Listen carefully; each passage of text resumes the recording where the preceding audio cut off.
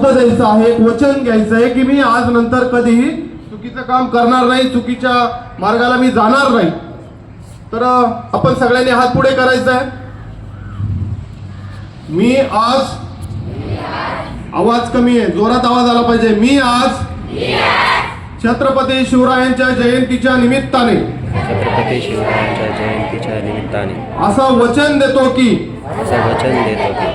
मी कधीही व्यसनाच्या अधीन जाणार नाही.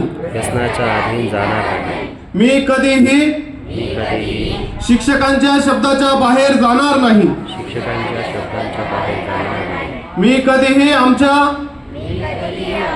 आई वडिलांचा विश्वासघात करणार नाही. मी माझ्या धर्माशी, संस्कृतीशी कधीही तडजोड करणार नाही.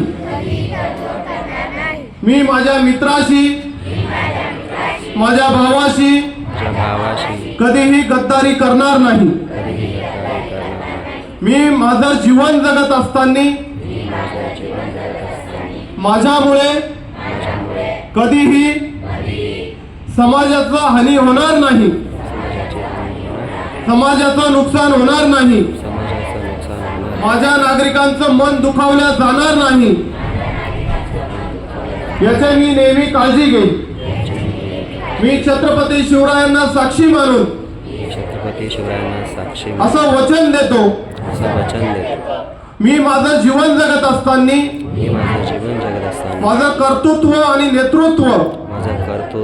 नेतृत्व हे छत्रपतींना आणि या महाराष्ट्राला साजेसं असेल. माझ्या छत्रपतींना आणि या महाराष्ट्राला साजेसं असेल. माझ्या महाराष्ट्राला शोभनीय असेल.